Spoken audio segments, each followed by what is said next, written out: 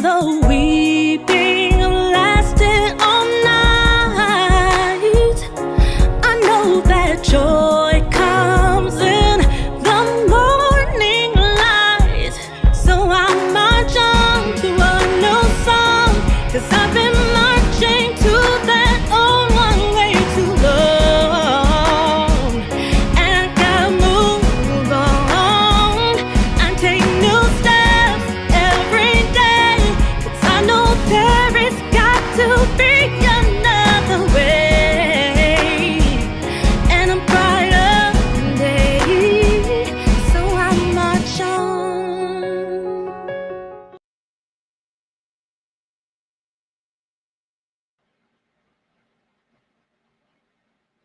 Hello, and welcome to P.U.R.E Live. It is Friday night, 9 p.m. Central Standard Time, and you are exactly where you're supposed to be.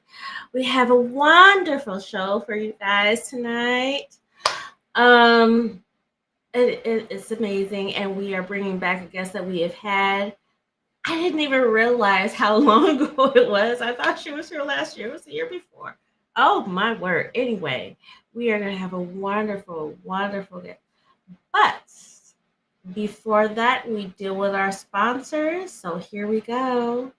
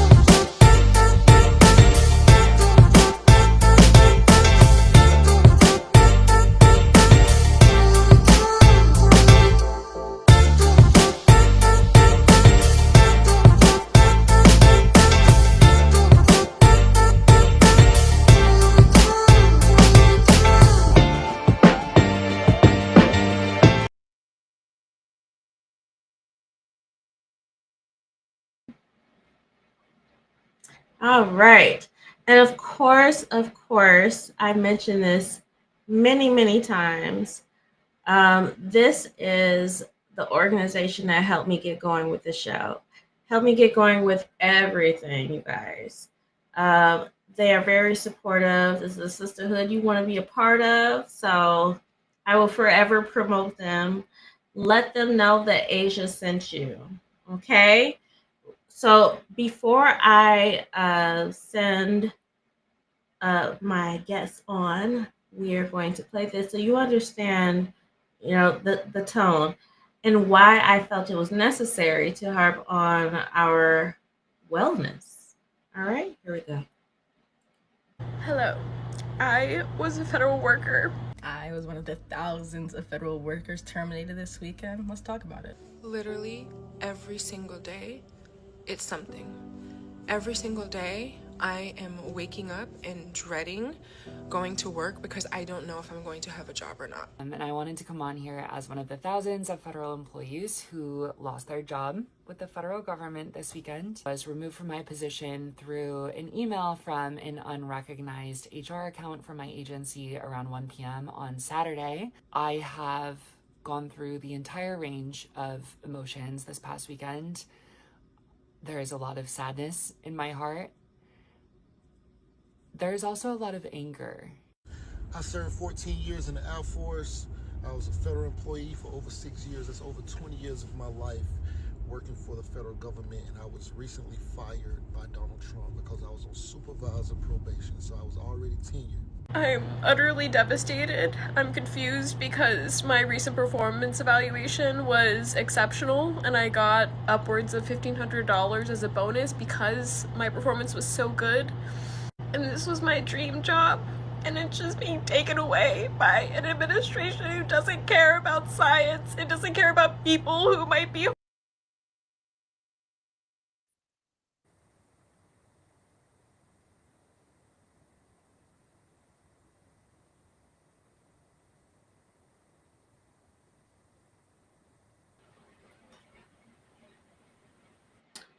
All right. So I have with us Cerise McCaston, and we've had her on before. So I want you guys to welcome her. Thank you for joining us again, Cerise. Yay, thank Absolutely. you. Always a pleasure. Thank you for Would having you me. would you do us the privilege of reintroducing yourself? Let them know who you are. Absolutely. So my name is Cerise McCaston, and I am a licensed acupuncturist and a martial artist. I have over 20, well, 19 plus years, close to 20, a couple of months away from that 20-year mark, but of martial arts experience instructing. I've been practicing for over 20 years. And so the two disciplines that I teach are Tai Chi Chuan, which is a really slow internal it's not always slow, but often people see it performed slowly. And another form of martial arts called Kubigana and Gumi. It's a mouthful, but it is an African martial arts, which represents a creolization of several different styles, if you will, in the African or African Atlantic diaspora. And so it was a system or systematized here in the United States and has been in existence for um, over 50 years at this Oh point. wow. Okay. So first of all, let me just say to you guys that I see you, and we've all been dealing with a whole lot of things. I reached out to Cerise because of all these things that she encompasses in regards to holistic healing, and we need it, all of it.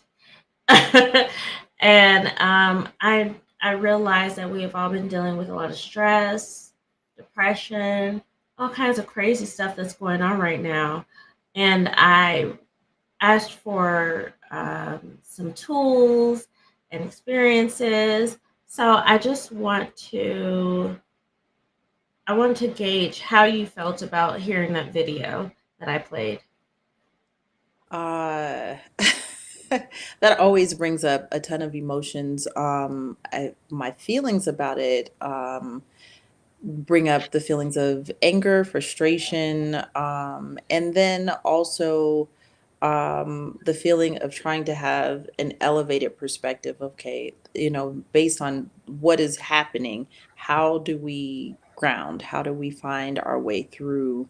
Um, all of the things that are happening because they every day it's something new, something different, or on par, and it's like the same amount or exceedingly um, mind-boggling as far as the level of unfairness, the level of lack of consideration, and just, I mean, so many things.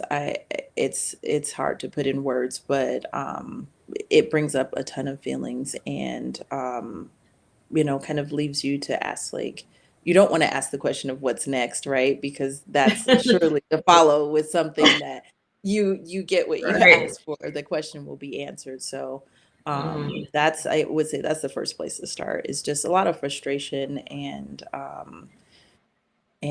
feelings of anger and upset. So I'm curious, like how have you been navigating through this? And I know all of us have had uh, trouble. Me myself, I don't really watch the news because it's so stressful. But I watch like the late night comedians like Stephen Oh, uh-huh. Colbert, Jimmy Yep. Kimmel, Jimmy Fallon, Seth Meyers. I watch those because I'm like, yeah, that'll help me digest it. And then I Yes, heard them really. say, "This is hard for us to laugh at. This is hard for us to joke about. This is Mm-hmm. it's that bad." Where our comedians that we rely on, they're like, "Listen, I'm struggling too. Mm-hmm. This is not Absolutely. funny." So I'm wondering, like, how have you been able to cope with what's been going on? So definitely small doses. I Number one of the things that I always tell everyone that I work with or that I come into contact with, one of the very first places to start is to breathe. Breathing is one of the fastest ways to just kind of ground and reset and get ourselves back into alignment, or at least kind of back to center. So that's one thing. And I mitigate my time, like my media time. So I also take a personal account. I get up in the morning and I kind of check in with myself to see where I am personally. So if I feel overwhelmed, that's not going to be a day that I'm going to watch the news. If I really, really feel like I need to know what's going on, then I might pop in a little bit later. But even with that, I'm only doing maybe one news check a day, if that, and kind of get in and get out, because usually if you what you hear in the morning, you're gonna get like the top highlights of what has happened overnight or maybe the previous day, and then once you let that go, kind of go on about your day. But sometimes just to get the day started or getting the day going, that is not my go-to. That's not my first stop. But just being mindful of like what I need. And so I've done a lot of personal growth and development. So just establishing that relationship with myself and figuring out, okay, what's happening, where do I land today, and then finding whatever I need to make that balance happen.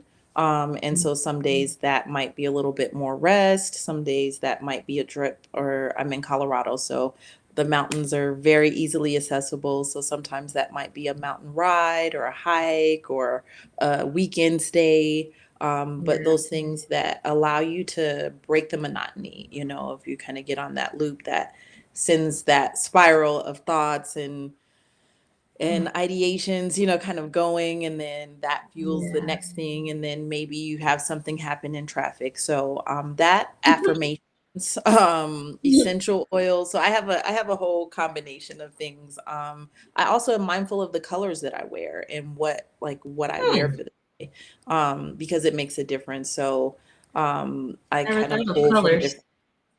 Yeah, so it's one of the things that, like, no different than we have like light therapy. We know that colors stimulate mood, colors alter mood. So if you know that you are having a day or something like that, then you want to wear lighter colors or brighter colors, because it's going to affect not only your energy, but if you're a sensitive person and you might be in a space where you're with a lot of people or there's just a lot of things, it can be helpful just to kind of help you ground your energy. I use daily. I have gemstones that I wear, and I will trade them out for their properties for what I need, and what I may be encountering for the day. So I have a whole cocktail of things that happen. But Sounds like it. Sounds like it.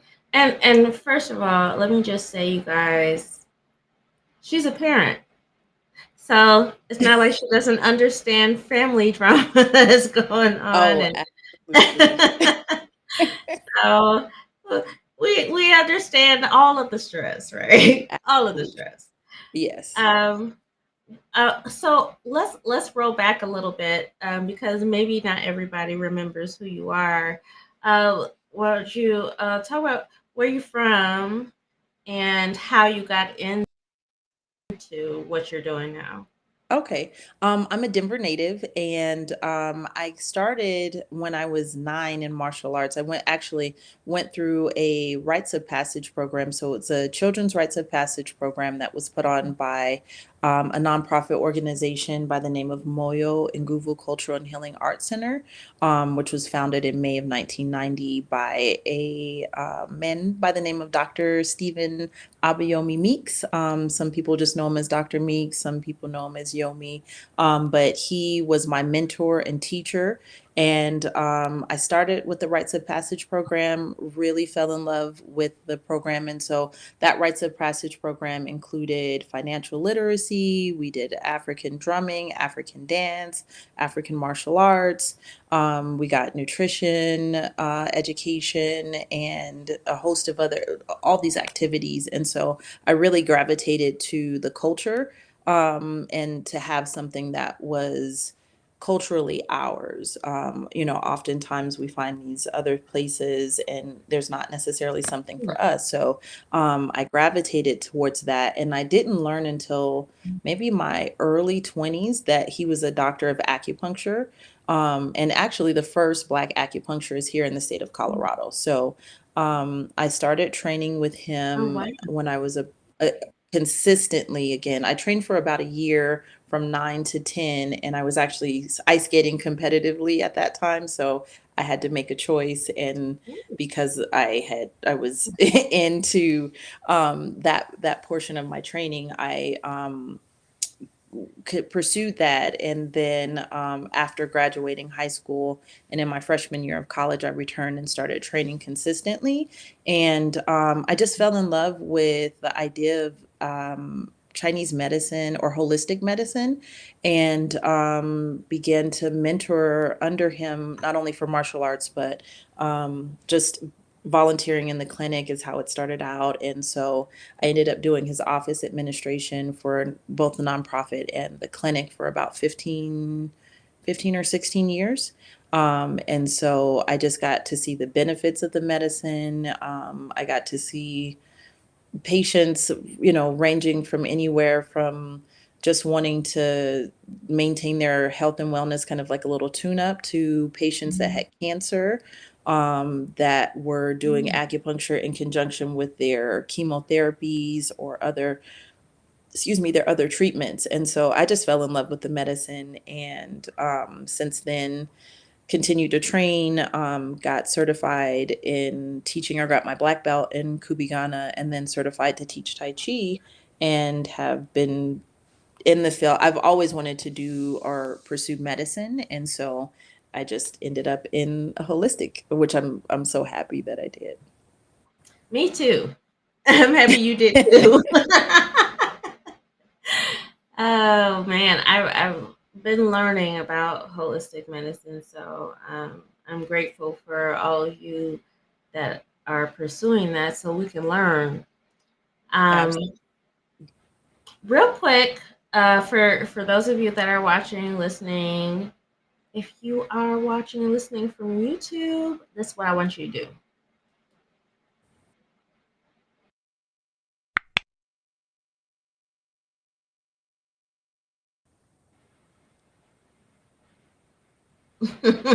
That's what you subscribe. Like, subscribe, please, and thank you. um, so what I'm curious is, with what you're practicing and what you're doing during these stressful times, um, has there been an uptick on people that are stressed, or like have things changed a little? What are you seeing right now? Oh, it's a dramatic increase. A lot of people are stressed about just various aspects of life that are being affected, or the concern about them being affected, and family members that are affected by a lot of the socio-political changes that are occurring, not only in the greater landscape of our country, but in our local communities. So when you say concerned about, so are you saying people are concerned about how the changes are affecting them Mm-hmm. and it's causing stress? Absolutely. So, working with clients, some of ranging their concerns ranging from, will their food benefits be suspended? Other people that are concerned, similar to, I know, several of my family members that are government employees, and are fearful of losing their jobs or their positions.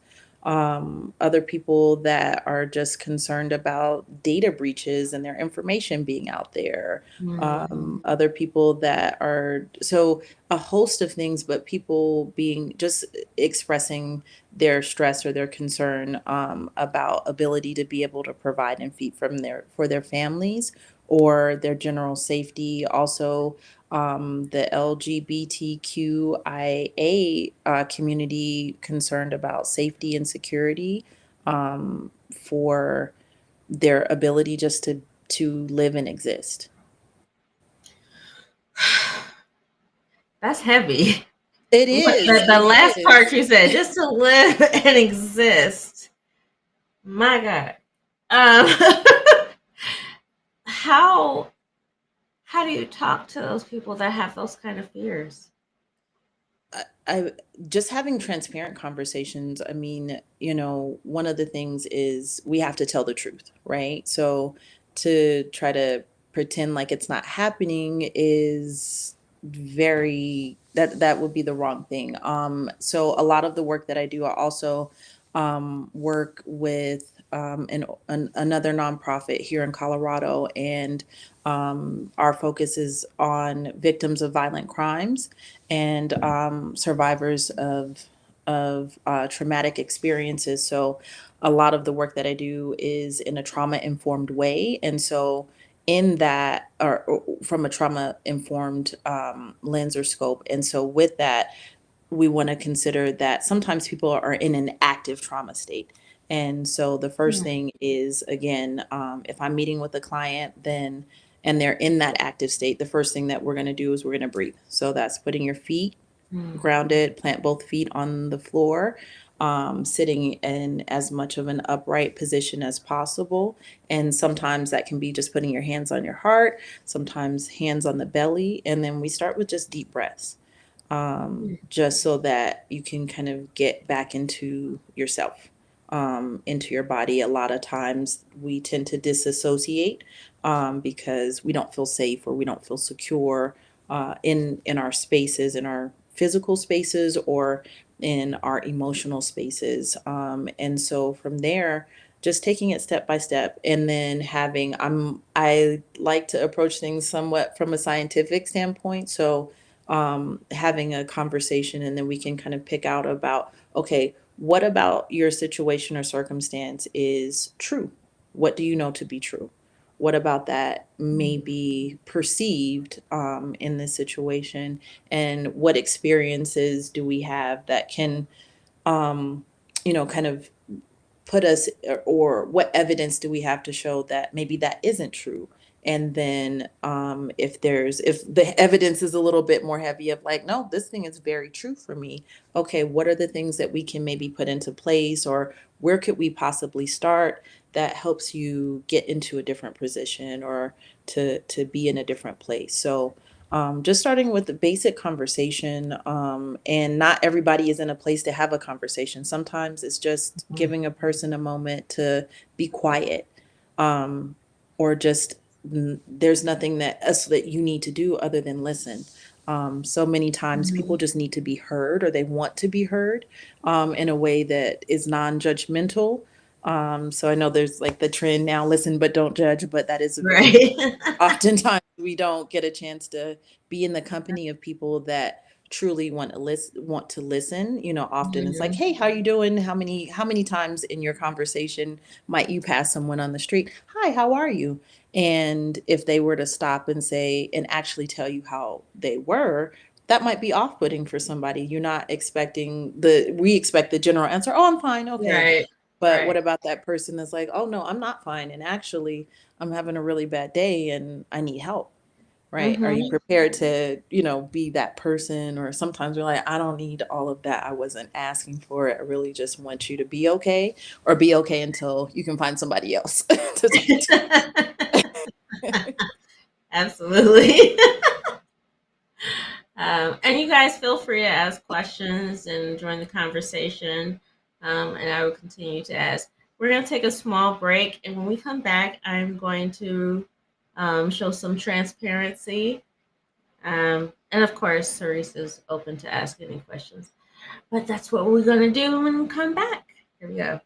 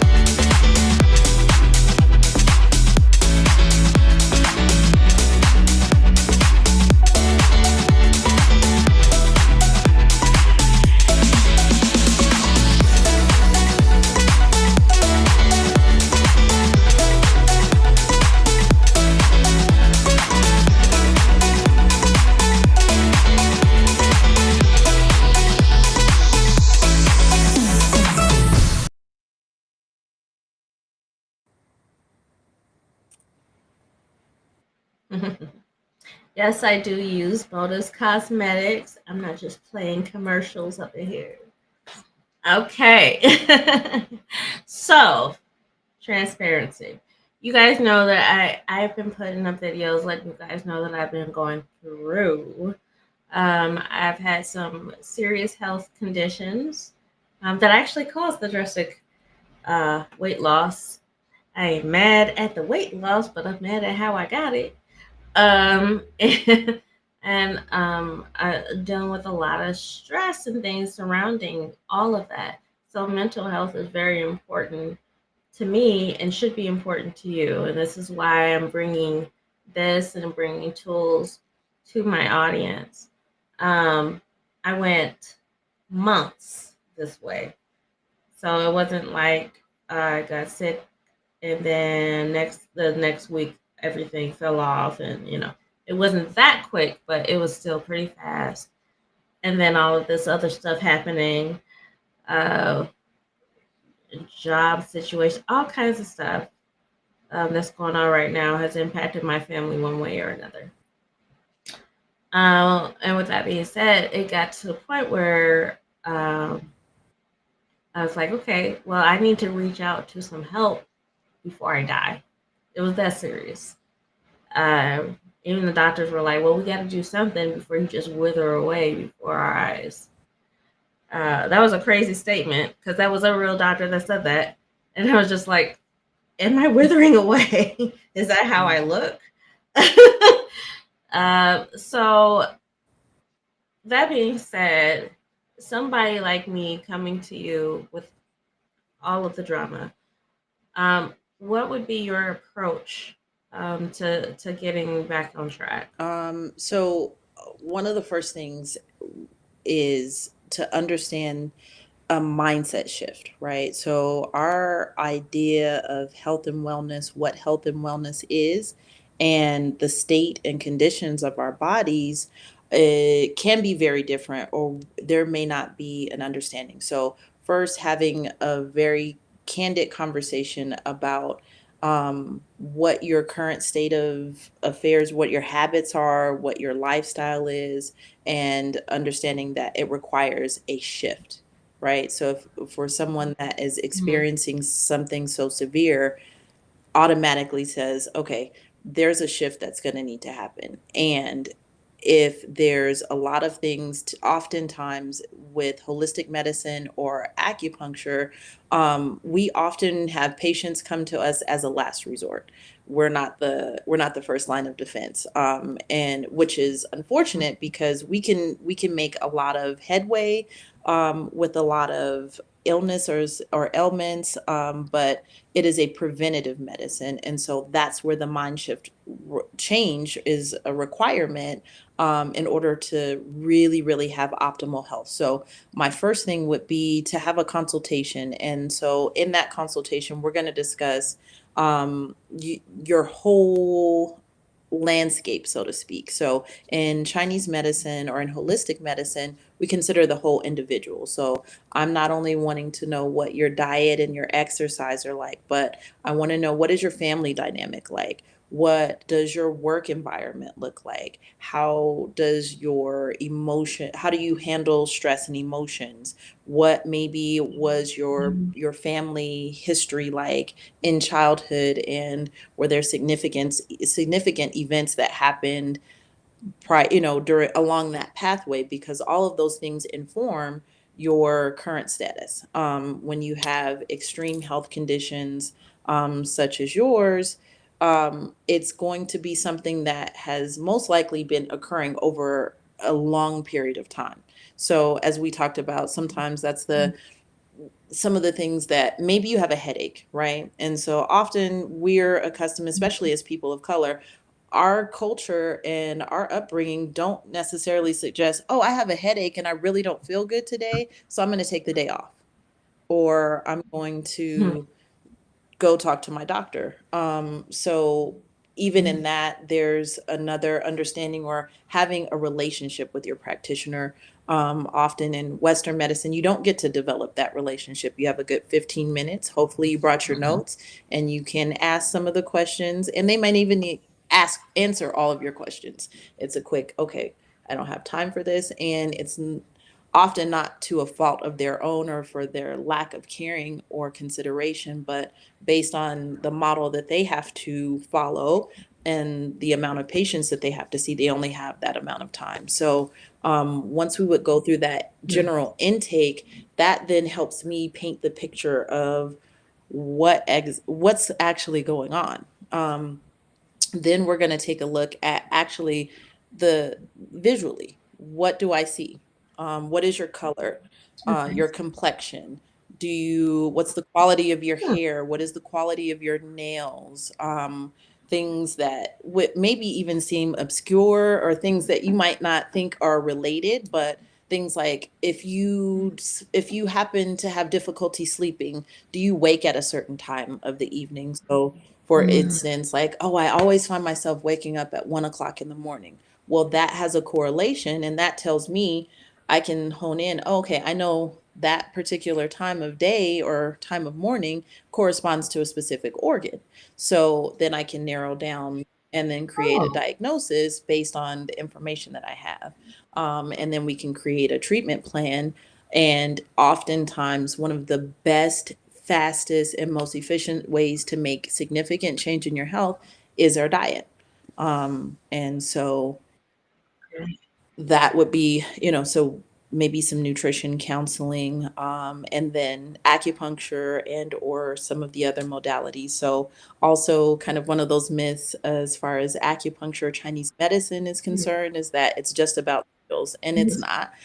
We have several modalities that we pull from and that we use. So I know a lot of people hear needles and they're like, "Oh my God, needles!" But in that way, they're yes, me so too. so much different. So we're accustomed to like a hypodermic needle, which is so much bigger Hmm. than an acupuncture needle. So if you can handle getting your ears pierced, then you can definitely handle acupuncture. And for those individuals that maybe just don't tolerate needles very well, we can use acupressure. There's a number of ways that we can address a condition or use treatments to make effective change. That's good to know. So y'all hear all that, right? So let's get rid of the image that's in our heads about acupressure. Yes, I've never had it myself, but I've always had this like, oh, needles. What does that feel like? What is? Oh my gosh, all these needles. I'm like, right.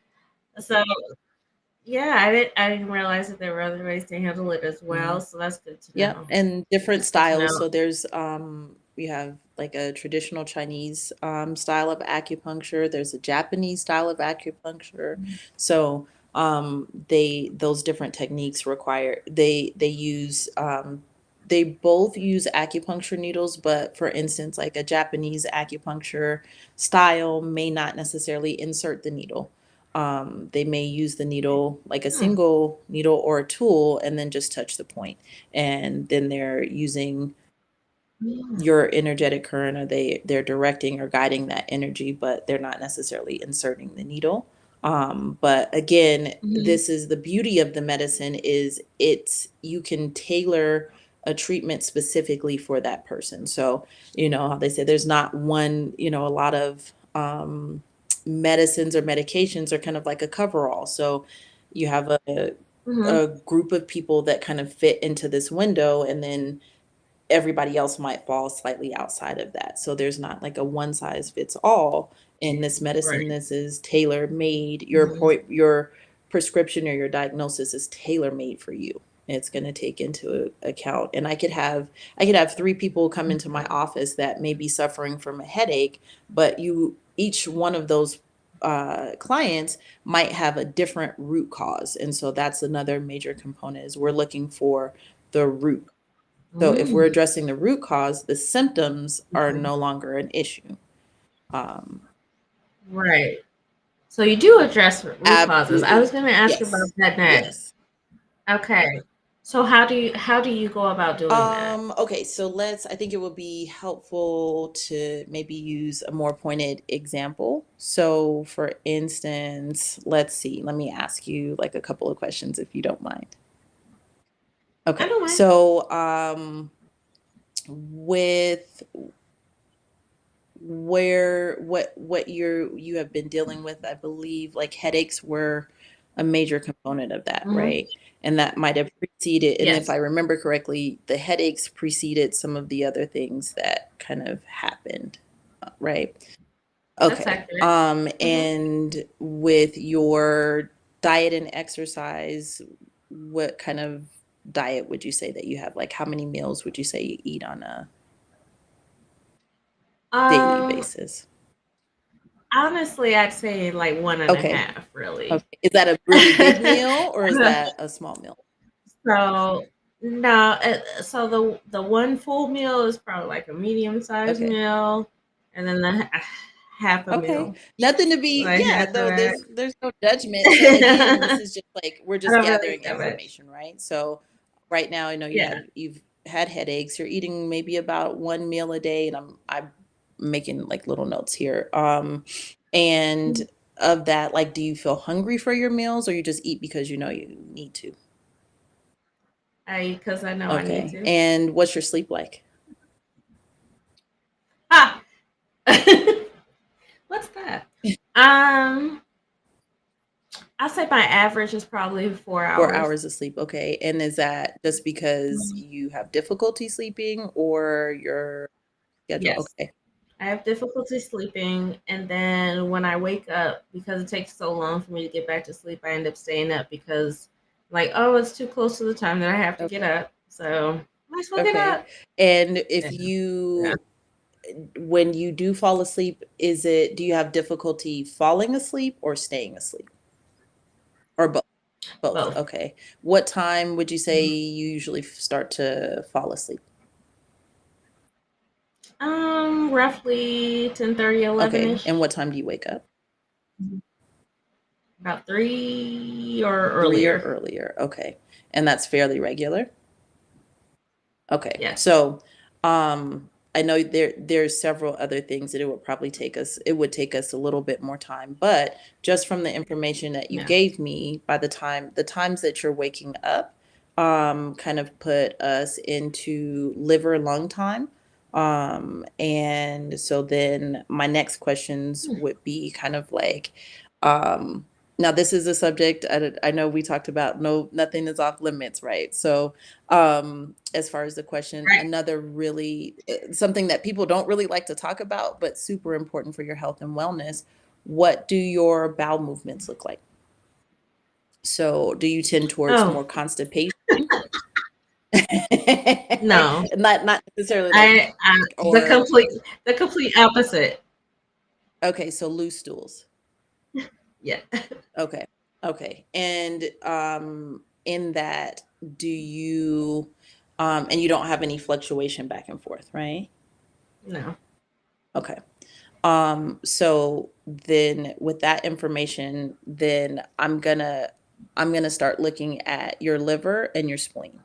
The Hmm. reason why I say your spleen, one of the things that we can kind of deduce, so I'm gonna kind of name some things, and if I'm hitting check marks, then just kind of let me know. So Okay. 9 times out of 10, you find yourself thinking a lot or like overthinking. Hmm. It's difficult for you to wake up, or like once you wake up, you wake tired Sometimes. Most of sometimes. the time, I'm alert. Okay. Okay. Do you have dips in the afternoon? Like Yes. around, okay. After eating, do you also feel like, hey, you get a case of the itis? Yes, Okay. Do you have issues bruising? Do you bruise easily? I do. And do you also find that sometimes if you're more fatigued, you have issues, more respiratory issues, I mucus, do. increased mucus? Okay. Yes. So, in that kind of like as we're narrowing those things down, all of those Mhm. characteristics that I just named, those are qualities or things that would be controlled or give us an indication that there's some deficiency in your spleen. And so, Mm. the function of the spleen in Chinese medicine is a little different than what it would be described as in Western medicine, but in Chinese medicine, the spleen is responsible for transformation and transportation and has a direct correlation with the liver. So they kind of work hand in hand. So the spleen is responsible for kind of like breaking things down and sending it out. And the Mhm. liver is responsible for making sure that everything flows smoothly and works properly. So when you have that pensiveness or the overthinking that occurs, that Mhm. taxes the spleen. And Oh. then depending on your desire to eat or lack of that, then the spleen also is going to say, I really am struggling to break stuff down. So you it may happen, or also spleen is responsible for transforming things, and when that doesn't happen properly, it may create more dampness in the body, which then gets Hmm. translated to the lungs. So the lungs are the kind of like the space to store that, and so that would be kind of where some of the additional mucus or some of the respiratory things come along, in So is how that your like body. what is that what like encourages like pneumonia? It can. So our bodies, when you have a weakened or compromised immune system, then it gives way for pathogens, or external pathogens, or what they would call like external evils. So a lot of like the language or the way that it's spoken about in Chinese medicine, because it's thousands of years old, sounds a little archaic or kind of like mysterious. So we Hmm. talk about like external evils or a foreign pathogen, but really translation in Western medicine, that would be your viruses and your bacteria. So it could leave you susceptible to that. I would anticipate maybe like a bronchitis, or even just like the common cold, you might see as a result of that. But that's going to kind of be your center. So, in that, then one of the things that would be a diagnosis would be like spleen chi deficiency. And so that would be probably one of the first places that we would want to start. And I would have, some more pointed questions just to determine if that's the root cause, or if that's what we call like a branch, or like another symptom. And then kind of track to see, okay, when did those signs and symptoms kind of first show up, and if that's kind of like along the lines of when you're experiencing that, then we would kind of say, okay, that's the root cause, we want to try that. Or if you have like a whole thing going on that is like, I don't really know what's happening, then we start with, okay, this is what I see in front of me today, and then we would treat that. And as we see that happen, then the body's going to have more expression of like, oh, okay, yep, that was it. And it's on its way to finding a homeostasis or balance. Or if that wasn't it, then other signs or symptoms would kind of step forward or be more present. And then also with that diagnosis, we're going to use the tongue, we're going to use the pulses. And then, like I said, looking at nail quality, like do you have good refill in your nails? So, for instance, I don't know if you can kind of see that, but Hmm.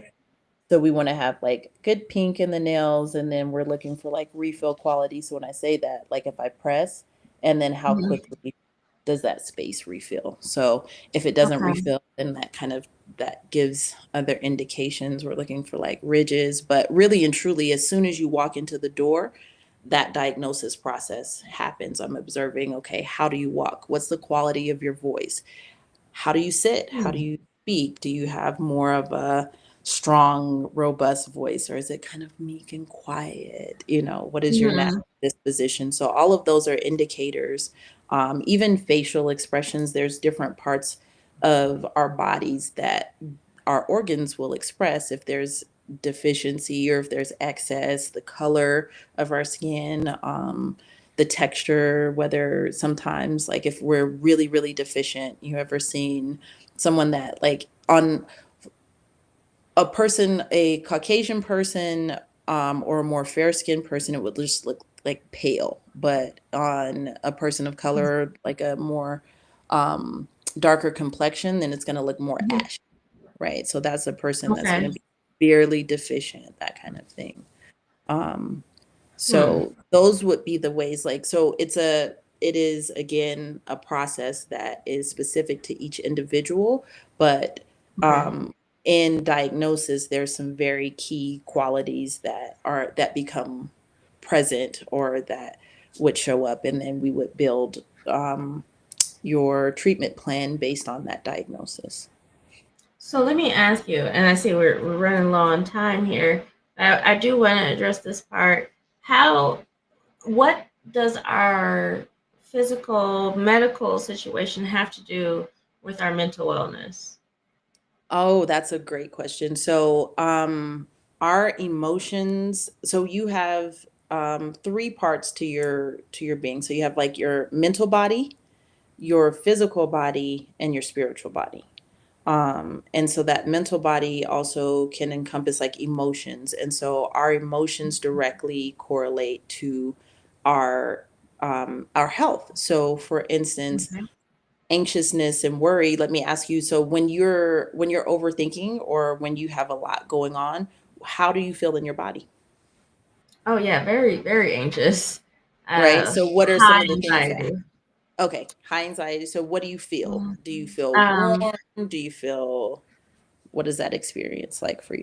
so for me, and this is recent, so it's fresh in my mind. I'll feel like my chest tighten. Mhm. My breathing is a little more labored. Um, and although I'm tired enough to go to sleep, I can't seem to sleep.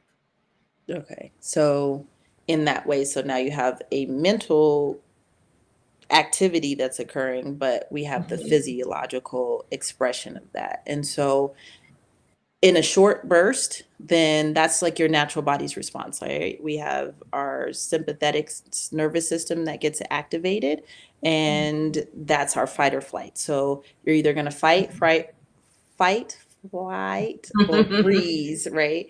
And so in those things over a long time, if the body's not able to process those things, that is what then turns into disease. And sometimes we can Mm. have physiological things that will affect our mental status. So if an organ or you have certain things like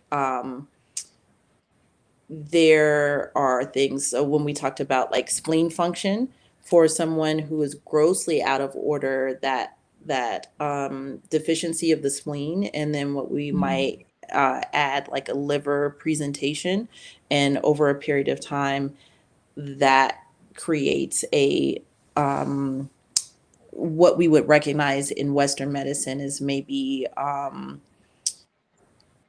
a bipolar presentation in a very extreme case. And so we would we would call that like a phlegm misting the mind. So that's like an extreme presentation of damp. And I'm using a lot of like Chinese medical terms, so trying to make the translation. But in short, what happens is that if we don't have a healthy way to process our emotions and to maintain balance of our mental status, then our physical bodies become stressed, and over time that can lead to physical diseases and manifestation of those diseases. And that can be anything from high blood pressure to cancer, diabetes, tumors, um, any of those presentations, and many more. Wow. So I hope all of you guys have been paying attention. And this is why the last time she was on here, we had a part two because we can't fit everything in one It's episode. yes, yes.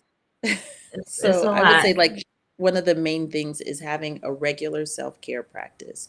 Even if it's 5 minutes a day, it's taking time and spending time doing something that helps you to be in a relaxed state. And I know I'm a parent, and so even if that's you have to run to the bathroom, if you tell the kids you got to go to the bathroom and you just get your 5 minutes in there, nobody's coming in the bathroom for the most part. And if you do, Right. just hit the lock on the door and establish a new boundary. But if you're not taking care of yourself first, then you don't have it to give to everybody else. Oh, such a good point. I hope you guys heard that. Can you repeat that last part? Yes, I sure can. If you are not taking care of yourself, you don't have it to give to anyone else. Okay.